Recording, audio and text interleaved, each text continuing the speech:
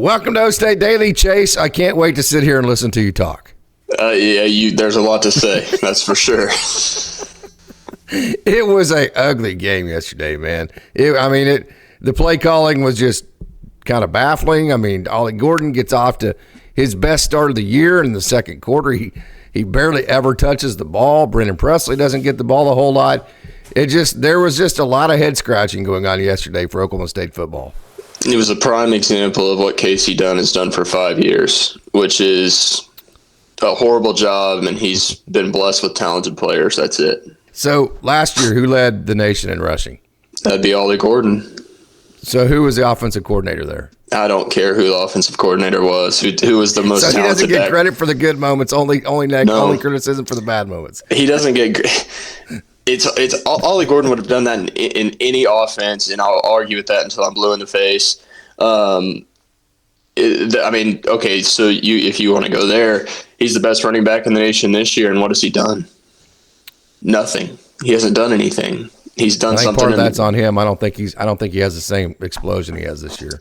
I think that's pretty obvious, and I think people that are smarter than me have started realizing that too, including some former players that have noticed it, offensive line coaches that have coached a lot of great backs in the past. I think they've noticed that too. I don't understand the whole the great mind of Casey Dunn giving Ollie the ball 10 times in the first quarter. He goes for 72, was bad. And he gets 5 carries the rest of the game. That's unacceptable. There's no reason for that. Yeah, yesterday was definitely a head-scratching day. I think probably the biggest head-scratcher was Alan Bowman, who, by the way, actually was very good last year for Oklahoma State. He took on a lot more criticism than he should have last year. When you look at the way that he was able to pass enough off of the run game and just some of the stats he put up and the way that he led the team. This year has been basically a complete disaster. I found probably the worst part of yesterday being the fact that Zane Flores is healthy. I've heard a couple of rumblings, nothing from any kind of legitimate sources or anything, that Zane Flores may not have been as available as we wanted him to yesterday. Again, that's just rumor mongering. I have no information on that, but if he was available, I find probably the most frustrating part of yesterday is that he did not get any experience. No, and I'm going to come out with a hot take here. Alan Bowman should not take another snap as an Oklahoma State quarterback unless there's an injury. I'd say you turn it over to Zane Flores and see what he can do. And this might sound a little harsh, but if he is as bad or worse than Alan Bowman, you've got to go to the portal, because if you don't, it's going to be another long year. And go get who? I don't know. Somebody. You can find somebody. Yeah. This has been a program under Mike Gundy and also Casey Dunn as well that, typically speaking, stays very balanced. This year, I think, has been, and then 2 years ago, I think another part of the frustration of this year is that if you go back to 2022, that was a pretty disastrous season as well. Then the beginning of last year was a disaster, and so it kind of feels like at this point where you kind of found a gimmick with the gap scheme, and that gimmick really just kind of saved the perception of what this program has been in the last 3 years. Would I be off there? I don't think so. It's the same place it's at the beginning of every season. I'm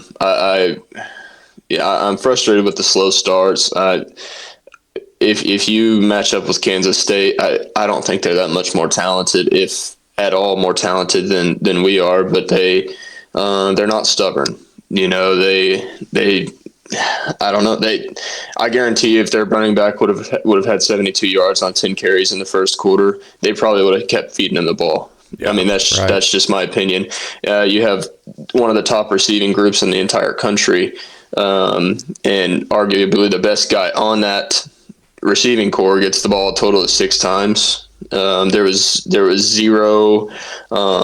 We talk about this, zero creativity again. Their lack of motion. There was a lack of showing other run threats outside of Vernon Presley or outside lack of understanding how the defense is attacking you. They're letting the safeties come down.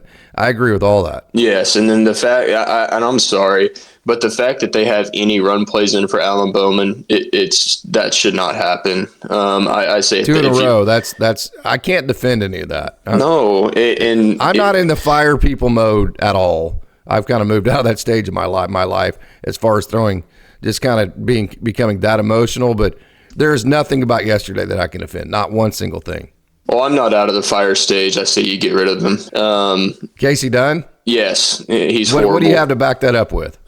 It's just continually crapping down his leg in any kind of big moment. But what do you have to back that up with? We've made the Big 12 championship 2 out of 3 years. I know that's how it feels, but he hasn't won because we remember the bad performances. But you're I think in doing so, you're remembering all the great performances we've had as well. I think it's more the talent of the players than it is the play calling. Because if you look what players have we put in the NFL? What receivers do we have in the NFL? That's what fair. Running backs have we put in the NFL the last 3 or 4 years? Chuba. You had Chuba. You've had and Chuba was great while he was here. Yeah, and you've had Jaylen Warren, who's extremely talented. He's playing for the Steelers a ton. I think it's solely in Spencer Sanders isn't in the NFL right now, but Spencer Sanders made up for a lot of bad play calling, in my opinion, with his legs. Oklahoma State fans wanted him fired every week. And they said the same thing about him that we're saying about Alan Bowman every single week that he had a bad game. See, I don't feel that way about him. I don't either. You know that. Neither one of us did. I dislike some of his decisions, but I thought he was a pretty good player. I thought he was, he made things happen when things weren't supposed to happen, and I think all of that stuff is covering up Casey Dunn's bad performance for the however long he's been here, because you've had extremely talented guys that can help you with their feet, and Spencer Sanders, he was even a threat with his arm. Yeah, he was. And then you've got Chuba Hubbard, you got Jaylen Warren, and you've got guys like that are just extremely talented backs that are playing a lot of meaningful snaps in the National Football League right now. You have Ollie Gordon, you have Vernon Presley, which he may or may not play in the NFL because of his size. Alan Bowman, there's a reason he's been in college football for 7 years, and it's because he has zero chance of playing after. So if I asked you, has Oklahoma State outperformed its talent level under Casey Dunn's watch as the offensive coordinator during the period of time that he's been the offensive coordinator at OSU? Has OSU outperformed its talent level? No. I don't think there's any doubt they have. I mean, I don't know how. But I just don't think there's any other conclusion. I get it that Casey Dunn you can't defend anything that's happened yesterday or last year. He has thrown out some of the most massive clunkers in Oklahoma State history, where you're just sitting there going, guys, you're Division I football coaches. What the hell are we doing? I'm on all those bandwagons. But the weird part of this, Chase, the weirdest part of this is, honestly, I think Oklahoma State has outperformed its talent while he's been the offensive coordinator. Maybe not necessarily on offense, but his offense playing complementary to the defense and that kind of thing, that all works together, in my opinion. But I think part of that has to do with the defensive coordinator who was here prior to Nardo. I really do. But how good was Jim Knowles in his first 2 years? He wasn't great. No, he was terrible. Great. But I don't know. I think he, now looking back at it, he was probably one of the most, if not one of the best defensive coordinators in all of college football. So at his point in his tenure at Oklahoma State, what would your opinion have been of Jim Knowles? At year 16 games in. He's not great. You would have said fire his ass. You would have said fire his ass, get his ass. Why are we hiring defensive coordinators from Duke? He's terrible. Get him out of here. I understand that, and that's why I'm not saying fire Nardo. Gundy's stubbornness is maddening, because it takes forever to make changes that we all can go, what the hell are we doing? Make that, like Zane Flores yesterday. Just make the change, dude. So that stubbornness is maddening, but then there's other times to where he sticks with a Jim Knowles and he becomes the best defensive coordinator in the United. So it's like, I find myself in a catch-22 with it at all times. Like, Gundy, dude, man, quit being so egotistical. Get off your hot. You're not the smartest guy. You don't have to be the smartest guy in the room all the time. Just make the obvious choice here. Swallow a little bit of pride and let's go. But then I think back over like long periods of time, and I'm like, well, crap, that stubbornness actually has been pretty good for this pro. It's a weird dynamic, man. There's a reason he's one of the best head coaches in the country, and I'll stand by that. Now, sometimes there are times where you're like, what in the heck are you doing? It's amazing. Like this, I can't defend the whole quarterback situation anymore. I can't either. I can't continue. I'll say this: if you throw the ball 50 times with Alan Bowman in a game, the chances of you winning are about 0%. The chance of you being competitive in the game are at 0%. He's not.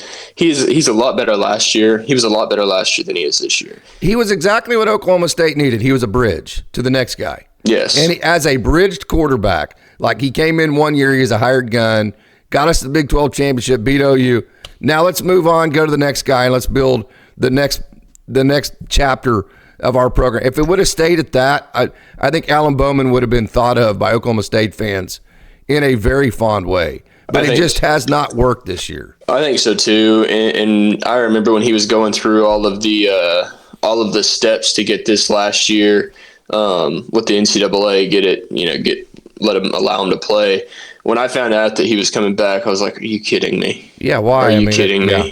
You know, he was better as a one-hit wonder, because now I think he's starting to ruin his reputation here at Oklahoma State. Yeah. And as a college football player in general, because he did have bright moments last year. Beating OU was a big one. Getting to the Big 12 championship was a big one. With how the season's looking, this is almost going to be a rebuild, if you will, anyways. So you might as well let the young kid go. It's not fully, but because Utah lost last night, K-State's already. So I mean, it's a little bit more complicated than just to say we're in full rebuild mode at this point. Yeah, but I would you call me crazy. I would almost rather see almost a rebuild mode, and because I don't want to see number 7 behind the center anymore. I'm sick of it. I'm so tired of it. I haven't liked him for a long time. Right. And like I said, I'll give him credit where credit's due, because he did have bright moments last year. But that is totally fair. I think you got to give it up to him for last year. Yeah, he played some good games last year, but there were also some times last year where he looked like he has all season this year. But Oklahoma State didn't have anything else to offer last year. I mean, he bailed Oklahoma State out last year. I mean, Gunnar Gundy is at a Division II college football program right now. Garrett Rangel, we've seen that, right? And, hey, I hate being negative towards these guys at all. It kills me, right? But I think I don't think you evaluate Alan Bowman last year based on necessarily how he did. I think you based it on what the alternative would have been, and he was so damn much better than what the alternative would have been. I don't think we would have come anywhere close to a Big 12 title game without him at quarterback. So I think that's where the appreciation has to come in. I can get behind that. Yeah, that's kind of what I'm saying. And I don't know, Rangel should find himself at a Pitt State or somewhere, some Division II as well, because he's not a Division I quarterback. He's not very good. Maybe a Division I AA, something like that, or maybe a smaller Division I. That's generous. I just see the inaccuracy. I'd have to see it in a different scheme. It's like Oklahoma State's scheme is just so bad sometimes. I'd have to see him actually in a scheme that fits his strengths and that kind of thing. I'm hoping, and I don't know a whole lot about Zane Flores. I'm hopeful. I've heard good things about him. I've heard people that have been at practice. He's really talented. He's really good. I hope he can move a little bit, because I think that's where Oklahoma State's offense is going to find success, as a quarterback that can move a little bit. Alan Bowman might as well be in a wheelchair because he's immobile. He can't move at all.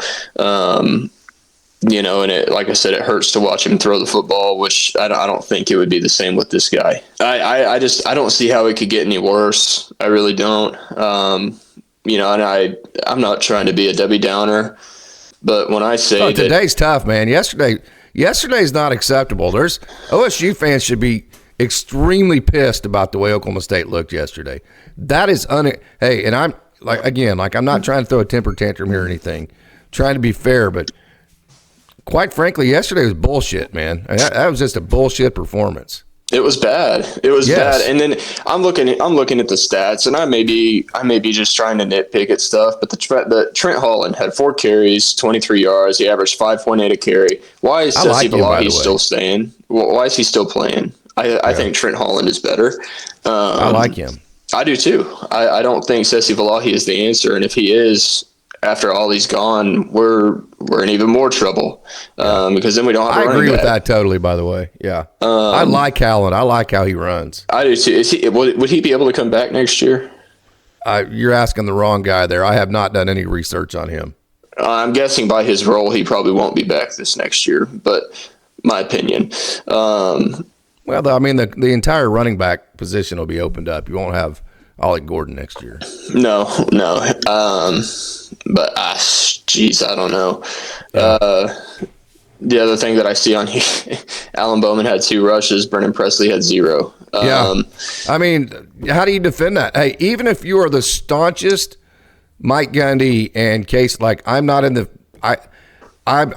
boat of fire Casey Dunn, because I think in doing so, you're ignoring, first of all, a lot of success from the program under his tenure. You're also ignoring the fact that I think he is working underneath a Mike Gundy umbrella that is a lot more difficult.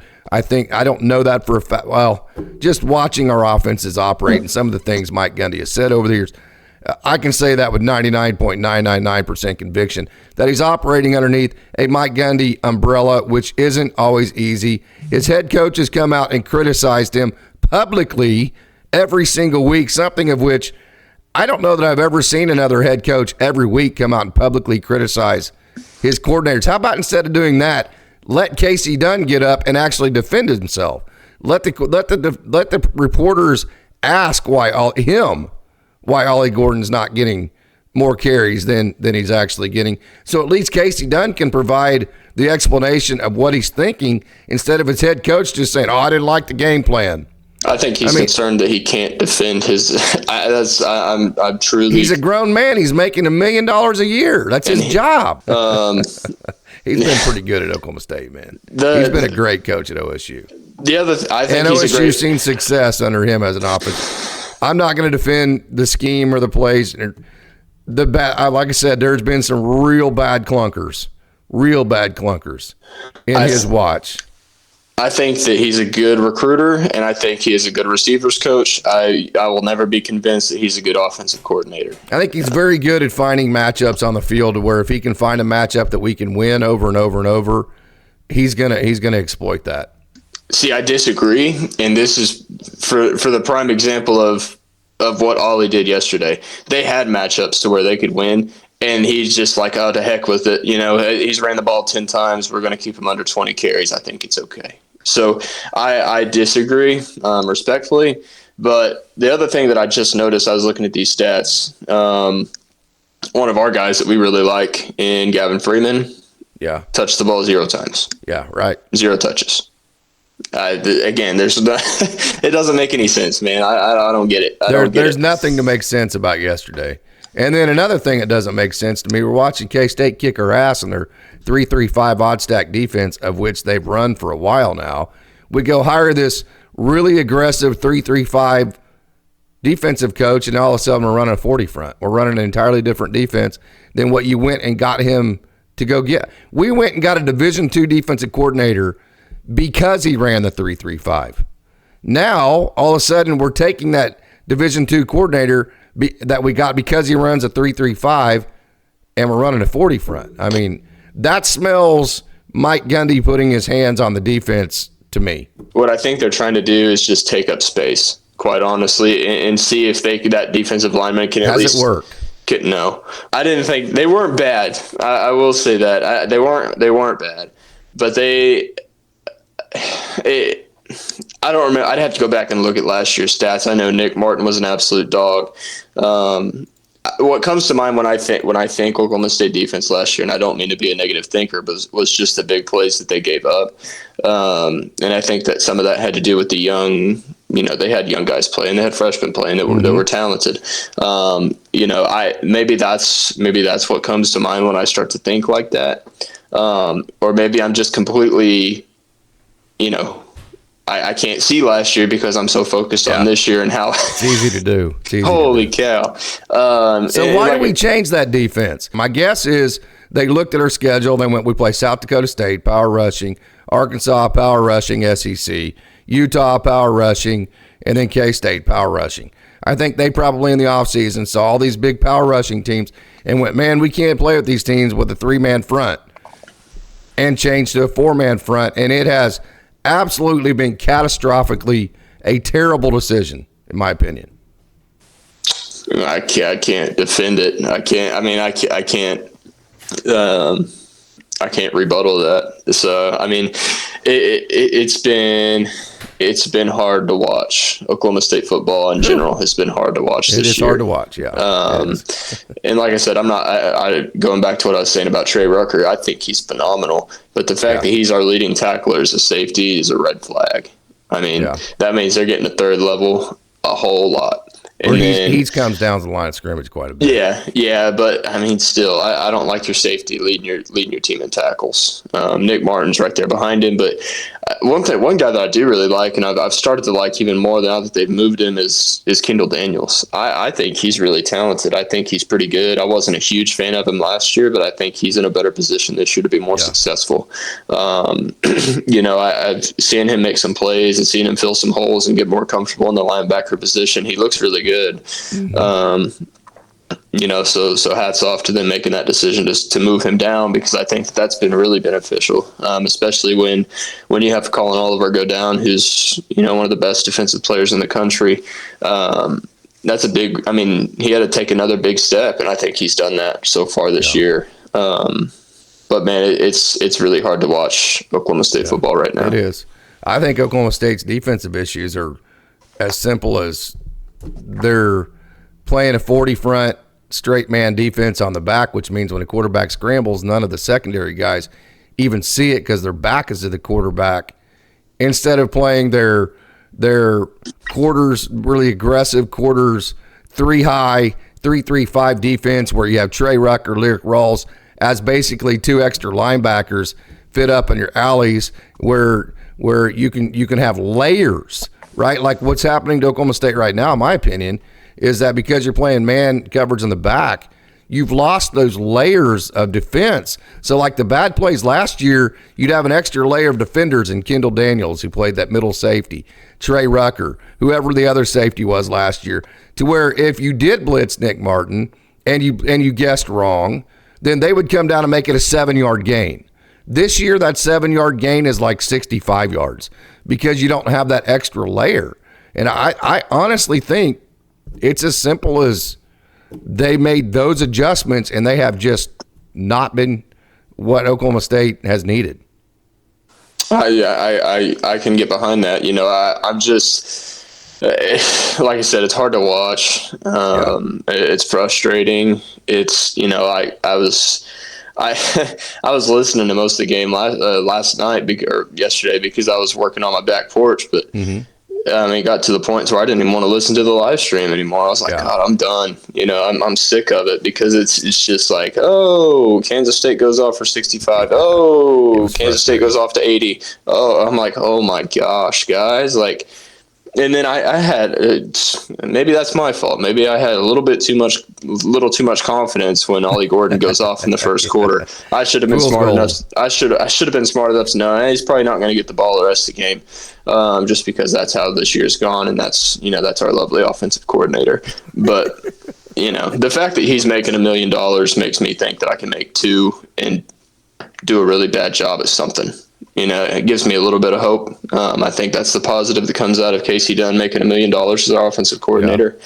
If he can do it, anybody can do it. By golly. 2022 was terrible. This year has been terrible. 2021, 2023 were pretty good. And here's my rebuttal to that. 2023, Ollie Gordon's kind of hidden. Nobody really knew who he was. So there wasn't a whole lot of key on him, and he was just extremely talented. I think he makes up for that 2023 season. You go back to 2021, and I think Chuba Hubbard makes up for that season.